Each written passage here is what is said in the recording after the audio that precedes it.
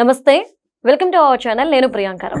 పవన్ కళ్యాణ్ గారు చాలా రోజుల తర్వాత అంటే ఒక స్ట్రాంగ్ ప్రెస్ మీట్ పెట్టారు అని చెప్పేసి అనుకోవచ్చు. ఒక్కసారిగా జనసేన నాయకుల్లోనూ కార్యకర్తల్లోనూ అందరిలో కూడా ఒక ఊపు వచ్చేసింది. మరి ఎప్పుడైతే పవన్ గారి ప్రెస్ మీట్ అయిపోయిందో ఆ తర్వాత చాలా మంది నాయకులు వచ్చి ప్రెస్ మీట్లు పెడుతూ పవన్ కళ్యాణ్ గారి మాటలకి కౌంటర్లు ఇవ్వడం స్టార్ట్ చేశారు. అందులో భాగంగా కేటీఆర్ గారు కూడా కౌంటర్ ఇచ్చాడు. దేనికి అంటే పవన్ కళ్యాణ్ గారు ఒక మాట అన్నారు, ప్రాంతీయవాదం ఉగ్రవాదంతో సమానం అని చెప్పేసి. మరి కేటీఆర్ గారు కూడా అడుగుతున్నారు, అప్పుడు పొట్టి శ్రీరాములు చేసింది ఏంటి, ఇది కూడా ఉగ్రవాదంతో సమానమా అని చెప్పేసి. దీని మీద డిస్కస్ చేద్దాం. మనతో పాటు జనసేన పార్టీ అధికార ప్రతినిధి కూసుంపూడి శ్రీనివాస్ గారు ఉన్నారు, ఆయనతో మాట్లాడదాం. నమస్కారం సార్. సార్, అంటే ఇప్పుడు ప్రాంతీయవాదం ఉగ్రవాదం ఈ రెండింటి మీద చర్చ నడుస్తుంది.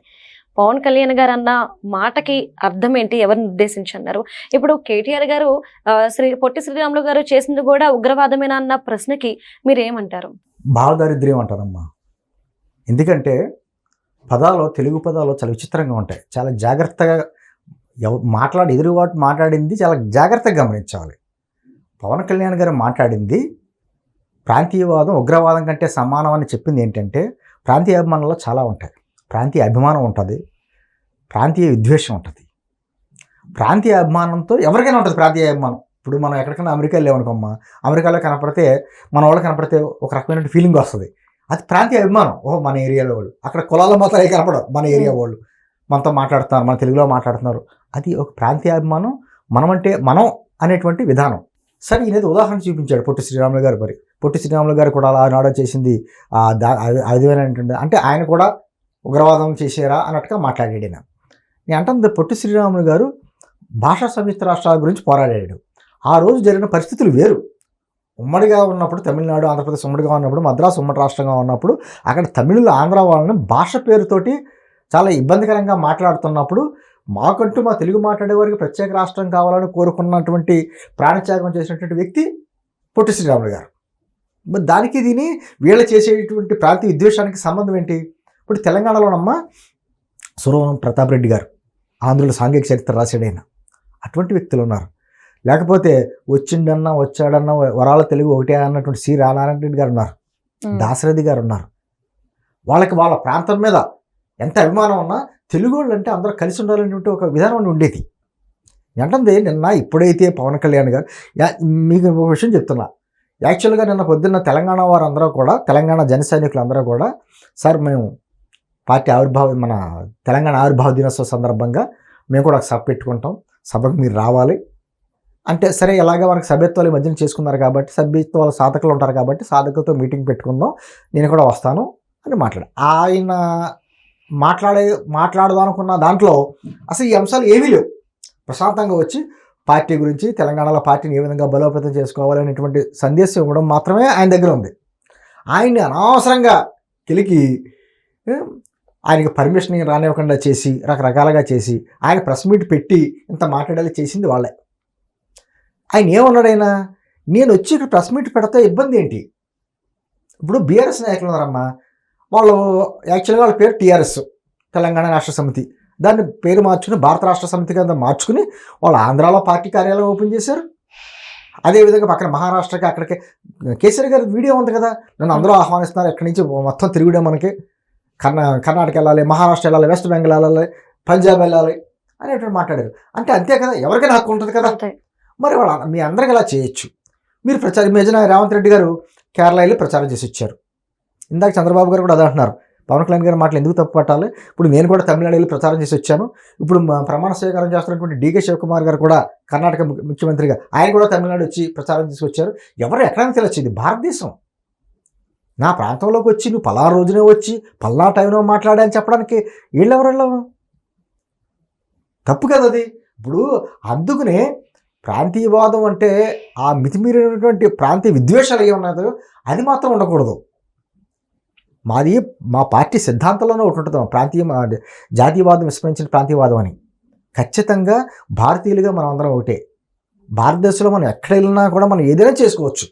భారతీయులుగా మనకు హక్కు ఉంది, ప్రజాస్వామ్యం హక్కు, రాజ్యాంగ హక్కు, మన వాక్ స్వాతంత్రం ఉంది.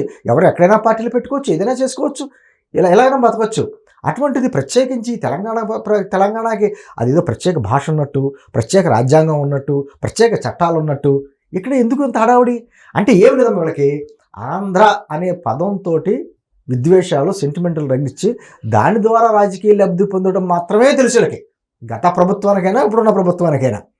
అంతకు మించి ఈ పవన్ కళ్యాణ్ గారు నిన్న మాట్లాడిన మాటలో ఒక పదం కూడా చెప్పాడు ఆయన, ఆంధ్ర కంటే తెలంగాణలో నిరుద్యోగ శాతం ఎక్కువ ఉందని చెప్పేసి అని. వాళ్ళు చర్చించాల్సిన దాని మీద. ఇప్పుడు మాకు హైదరాబాద్ అనేటువంటి ఎంతో ఆర్థికంగా వనరులు ఇచ్చేటువంటి ఆర్థిక రాజధాని ఉంది, చక్కటి వనరులు ఉన్నాయి అంటున్నారు కదా, నిరుద్యోగ శాతం ఎందుకు పెరుగుతుంది? ఇప్పుడు ఆంధ్రప్రదేశ్కి సంబంధించినటువంటి కాంట్రాక్టర్లు అక్కడ కాంట్రాక్టర్లు అక్కడ చేసుకోవచ్చు వ్యాపారాలు, అక్కడ కాంట్రాక్టర్లు ఇక్కడ వ్యాపారాలు చేసుకోవచ్చు అని పవన్ కళ్యాణ్ గారు అంటే, కోమటిరెడ్డి గారు ఏమంటారు, ఆంధ్ర కాంట్రాక్టర్లకి ఇక్కడ అసలు మేము కాంట్రాక్టర్లు ఇవ్వకుండా అవసరమైతే అసెంబ్లీలో జీవో జారీ చేస్తాం. అది సరైన పద్ధతులు అయ్యి చెయ్యండి, చేసి చూడండి. తలసాని శ్రీనివాస్ యాదవ్ గారు అన్నాడు, ఆ సాధ్యమా మీకు అని. నేను అంటుందమ్మా, ఇలా తెలంగాణకి ఆయువు పట్టేది హైదరాబాద్ నుంచి వచ్చిన ఆదాయమే మిగతా తెలంగాణ అంతటికి కాపాడుతుంది. హైదరాబాద్కి ఆదాయం ఎక్కడి నుంచి వస్తుంది? ఐటీ ఇండస్ట్రీ నుంచి వస్తుంది. సరే, ఐటీ ఇండస్ట్రీస్లో పనిచేసేటువంటి తెలంగాణ వాళ్ళు ఎంతమంది చెప్పండి? 10% ఉండరు. 90% అన్ని రాష్ట్రాల వారు ఉన్నారు ఇక్కడ. విదేశీయులకు వచ్చి ఇక్కడ కంపెనీలు పెడుతున్నారు, వాళ్ళకి మీరు భూములు ఇస్తున్నారు, రాయితీలు ఇస్తున్నారు, రండి కంపెనీలు పెట్టండి అని చెప్పి అంటున్నారు. ఈ మధ్య విదేశాలలో కూడా రేవంత్ రెడ్డి గారు అడిగారు కదా పారిశ్రామికవేత్తలు రమ్మని. ఎందుకు అలా అనకుండా ఒక పని చేయమనండి, అసలు అందరూ ఇక్కడ ఎవరిగా వద్దు, మా తెలంగాణ కంపెనీలు తప్ప బయట కంపెనీలన్నీ వెళ్ళిపోండి ఇక్కడి నుంచి, ఎవరు ఉండొద్దు అని చెప్పి జీవోలు చేయమనండి. సాధ్యమా అది? భారతదేశంలో ఎక్కడ సాధ్యం కదమ్మా అది. అంటే ప్రపంచం కుగ్రామం అయిన తర్వాత ఇంకా సరే మీరు పోరాటాలు చేశారు, తెలంగాణ రాష్ట్రం ఏర్పడిన తర్వాత మరి అప్పట్లో మిగిలిలో ఉన్నటువంటి రాష్ట్రం ఈరోజు ఎందుకు అప్పుల్లో కూరుకుపోయింది? చర్చించాల్సినవి అవి. రైతులు ఎందుకు ఇబ్బంది పడుతున్నారు? కాళేశ్వరం ప్రాజెక్టుకు 1,00,000 కోట్లు పెట్టామని గర్వంగా చెప్పుకుంటున్నారు, 1,00,000 ఎకరాలు కూడా మీరు నీళ్ళు ఇవ్వగలిగారా? మరి ఈ రోజు దాంతో ఎలాగ సమస్యలు ఉన్నాయి కదా, కేసులు ఎదుర్కొంటున్నారు కదా. ఇవి తెలంగాణ సమాజం కోరుకుంటుంది ఏంటంటే, నిజంగా అద్భుతమైన సమాజం మా తెలంగాణ సమాజం, అందరినీ హక్కుని చేర్చుకుంటుంది. పవన్ కళ్యాణ్ గారు అది కూడా చెప్పారు, తెలంగాణ ప్రజల్లో కన్నా ఆంధ్ర ప్రజల్లో కన్నా విభేదాలు లేవు, ఈ రాజకీయ నాయకుల మెదడులో ఉన్నాయి. ఇంకా రెచ్చగొట్టి ఏది ఇప్పుడు తెలంగాణలో నిరుద్యోగం పెరిగింది, దానికి కారణం ఆంధ్ర వాళ్ళు అంటే ఎలాగా? మరి ఎన్ని పడ్డారండి ఆంధ్ర వాళ్ళు? వాళ్ళ భాష మీద, వాళ్ళ తిండి మీద రకరకాలుగా మాట్లాడినా ఎక్కడైనా జరిగిందా? అంటే ఏంటి, మనం తెలుగు వాళ్ళు అందరూ కలిసి ఉండాలి. రాష్ట్రాలుగా విడిపోయాం. ఇప్పుడు హిందీకి సంబంధించిన రాష్ట్రాలు ఎన్నున్నాయమ్మా ఉత్తర భారతదేశంలో? వాళ్ళకి ఎంత పట్టుంటో తెలుసా మళ్ళీ? నేను అంటుంది, తెలుగు వాళ్ళగా మనం విడిపోయినా కూడా మానసికంగా అందరూ కలిసి ఉండాలి, ఒకళ్ళ అవసరాలు ఒకళ్ళు తీర్చుకుంటూ ఉండాలి. భారతదేశంలోనే తెలుగు వాళ్ళు అంటే ఒక అగ్రస్థానంలో ఉండేటువంటి విధానంగా ఉండాలి. ప్రపంచంలో అనేక దేశాల్లో ఉన్నటువంటి వివిధ కంపెనీల్లో కావచ్చు, ఎక్కడైనా కావచ్చు, తెలుగు వాళ్ళు ఉన్నారు. ఇలా నేను ప్రపంచంలో ఉన్నటువంటి ఇతర దేశాలలో కూడా అదే కుంచిత మనస్తత్వంతో ఆలోచించారనుకో, వెళ్ళిపోండి మీరు దేశానికి వెళ్ళిపోండి వచ్చానుకో, అసలు సమాజం ఉంటుందా? అంటే ఎన్నాళ్ళు అంటాను ఇది. ఆ విధమైనటువంటి ప్రశ్నలు, ఎవరో అడగని ప్రశ్నలు పవన్ కళ్యాణ్ గారు వేసారని చెప్పి బాధ వచ్చి, మా జాగీరే, మా ఏ జాగీరి, ఎవరిది జాగీరి కాదు. నేను అంటుందమ్మా, ఒక్క మాట చెప్పి నేను ముగిస్తా. తెలంగాణ గురించి పోరాడింది మా అమరవీరులైంది మా పిల్లలే. అంతకుముందు తెలంగాణ సాయుధ పోరాటంలో పోరాడింది నిజాం వ్యతిరేకంగా మా తాతలే. అంతకుముందు బ్రిటిష్ వాళ్ళగా పోరాటం చేసింది కూడా మా ముత్తాతలే. కాబట్టి ఇది మా ఏ జాగీరే అని కొంతమంది నాయకులు మాట్లాడుతున్నారు. వాళ్ళకి అర్థం కానిది ఏంటంటే, బ్రిటిష్ వాళ్ళ హయాంలో ఎప్పుడు తెలంగాణ లేదు, బ్రిటిష్ వాళ్ళ ఎప్పుడు లేదు.